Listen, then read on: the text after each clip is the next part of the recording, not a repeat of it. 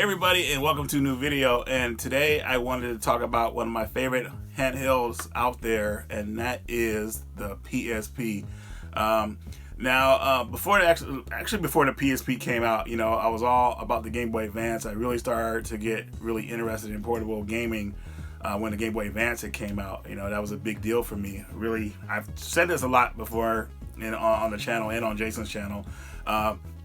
The Game Boy Advance really feels like the sequel to the Super Nintendo, a 32-bit Super Nintendo pretty much. But anyways, the PSP came out and I really took a big interest in portable gaming.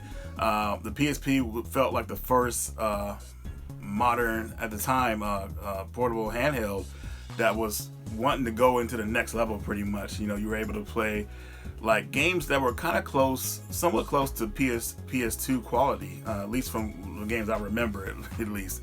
The PSP had this weird format though, where they had the UMD disk drive, which was pretty crazy. They had a little bit of talking about that. They had movies on there as well. You could buy movies on the system, which I'll get to a little bit later. But the UMD format seemed like a brilliant idea at the time, and I still actually like UMD. It just I guess they didn't really know how much that disk drive would make the battery drain. But other than that, I thought it was a cool format. A lot of cool exclusive games on the PSP. Lots of just a lot of really good ideas at the time. The PSP, the first model system, which is still my favorite to this day. This one just really felt sleek. It just felt like really like a strong system. Like it really feels good in your hands pretty much. I love how you had the slide button and it would open up the tray in the back, and it kind of had that pop sound and everything, and you take your disc in and out pretty much. And this is a really cool model for the system. Unfortunately though, this version of it does not plug into your television, which I wanted. I thought they would be able to do that with it, but they never did. There was some kind of accessories you could use to do it, but it was just real funky and all over the place, so I didn't mess with it. But here, funny story about the PSP. At one of my jobs, I had to go to the restroom, and that's the perfect time to take my PSP in and play it, right? I actually left that sucker in the bathroom and freaking forgot about it. I couldn't believe it. I went back in there and it was already gone. And I went back in there maybe 5 minutes later, it was already gone. It just tripped me out. But I kind of fell off in the PSP when that happened. But about 6-8 months later, the PSP 2000 came out. Now this is a Japanese model of it. This one could actually plug into the television pretty much. It has a I think it was a component cable you could buy separately, and you could plug it into your television and play the games like that, which was great. That's one thing I like about this model of the system. Like I said, I like the first model better, but I do like the 2000 series and the 3000 series. I think they're great, revisions of the system. Another thing I wanted to talk about though is about my PSP collection. So over the years, I've actually sold my PSP collection 3 times. When you're young or something like that, and you got to pay a bill or whatever, or something comes up, you go to the easiest thing at the time was video games for me. So I would end up selling my PSP stuff or any gaming stuff I had at the time to kind of pay off a bill or do whatever, have my car fixed or whatnot. And over time, as I tried to rebuild it, it's like, dang man, I can't believe I'm selling this stuff. So what was the last thing? What happened was I started to rebuild it again, and I noticed that GameStop, I know in other videos I've talked about GameStop pretty much, about the whole thing with GameStop. This is why GameStop I think is really cool. Now, when they're phasing a system out, they are phasing it out. They're giving good deals, good prices, and all that stuff. So I was able to rebuild my PSP collection again because of GameStop on the cheap,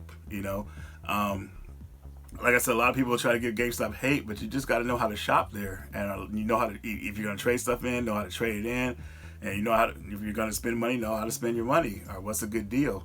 But I was able to rebuild it because of GameStop, and not only rebuild it, but make it even better than it was. I was able to add a lot more games into my library on the cheap thanks to the GameStop. And as you can probably see here, that what I'm showing you, Most of these games came from GameStop. Hell, even some of the games still have the receipt from the GameStop that I bought them from in the case still. Um, but another thing I wanted to bring up in this video was I've noticed that you don't really find a lot of PSP games out there. At least for me in Washington, I don't ever see PSP stuff out there anymore. The only place I've seen PSP stuff at is at my local game store, Super Smash Games. They have a big library of games there, but anywhere else, you don't see PSP stuff. I'm like, man, the PSP is just like, most of the stuff is just gone, and it's just tripping me out because I think it's a great system to collect for because it's not expensive to, at least from what I've seen, but you just don't see it around, and it's kind of like just tripping me out. I'm like, what the heck is going on here? You know, I would hate to see it go the way of the Dreamcast and Saturn and Sega CD pretty much, and at least where I'm at, it seems like it's there because you don't see any of that stuff. And then even if you do find Dreamcast stuff or Sega Saturn stuff, Sega CD stuff, it's not gonna be cheap pretty much. So I'm just wondering if you guys are having the same problem with the PSP. If you're trying to collect for it, looking for games for it, are you having a hard time finding stuff? Now, of course, you can go online and find stuff that way, but some of us, like to go and hunt or look for, just look around and find it in a local area or whatnot, instead of like just going online, because it's easier to buy games if they're right in front of you. Like if you see quite a few of them or whatnot, it's easier to buy that, and then instead of searching online, it's like, oh, what would I like or whatnot. It's pretty crazy. But anyways, I just wanted to kind of just like bring this up to you guys. The PSP still as of right now, still my top favorite system of all time. But I will address the elephant in the room, and that is the PSP Go. Probably the worst freaking idea ever.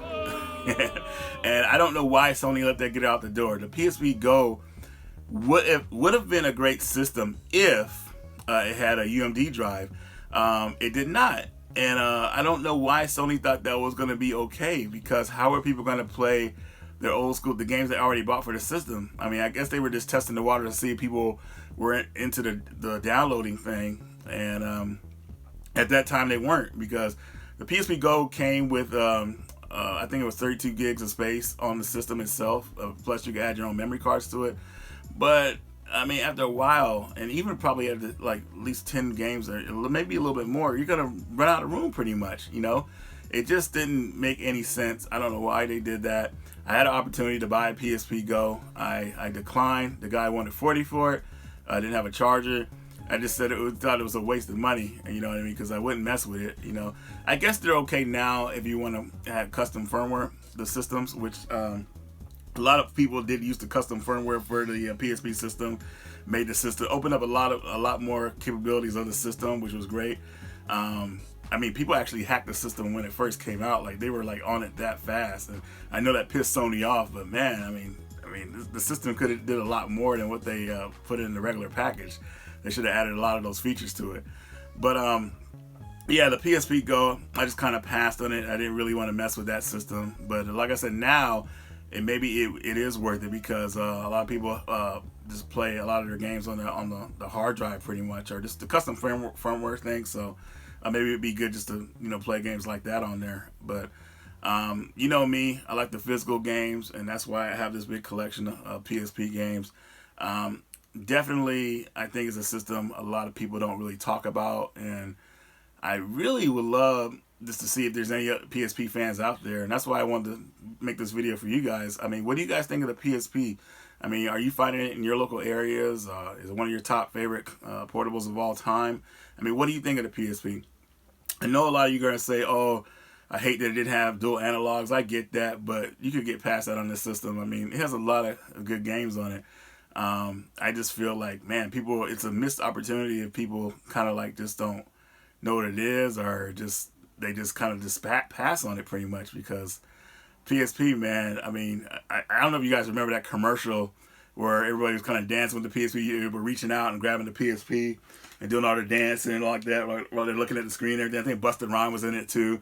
I love that, but it was so hip and it really pumped you up to get a PSP. I just miss those times. But anyways, guys, I don't want to drag this video on too long. I just wanted to make this nonchalant video just talking about the PSP and seeing what you guys thought about it. Like I said, it's still my number, as of right now, still my number one portable out there. But yeah, anyway, that's all I got for you guys. So let me know in the comments what you think about the PSP, Radical Reggie, and I will see you later.